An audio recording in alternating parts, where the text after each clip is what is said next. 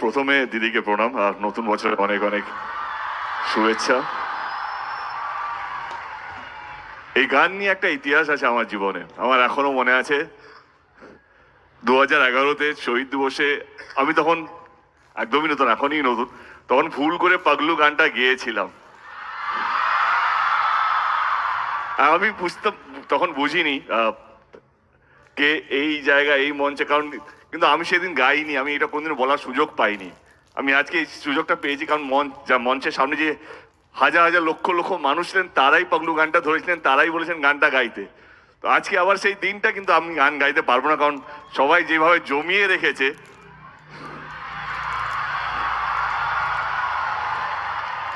আমি অবশ্যই এটাও চাইবো না কি খুব বেশি জ্ঞান দিতে, কারণ আজকে আপনাদের একটা বিশেষ দিন। সিএম কে এত কাছ থেকে পাওয়া সত্যি সৌভাগ্যের ব্যাপার, কারণ আমার পড়াশুনো ইঞ্জিনিয়ারিং সব বম্বে পুনে থেকে হয়েছে।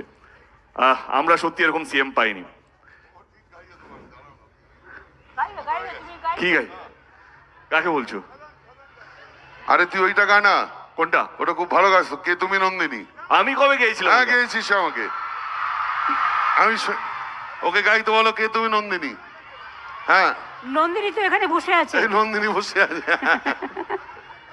ওকে তুমি নন্দিনী। কাছে এসো না। না তুই কোন থেকে? না না না না। আর আমি কিউ ধরছি। না না, আমি আমি কে তুমি? আচ্ছা যাও না। চলেছ এই পথে।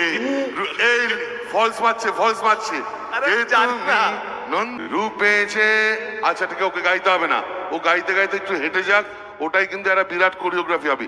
কে তুমি নন্দিনী, আগে তো দেখিনি, চলেছ এই পথে, রূপে যে রঙ্গিনী, একটু থামো না, সামনে যা দেখি গা, আসল কি নকল শোনা, জীবনে কি পাবো না, ভুলেছি সেই ধারণা। এ গাও। জীবনে কি পাবো না, ভুলেছি সে ভাবনা। Thank you Neela, thank you so much.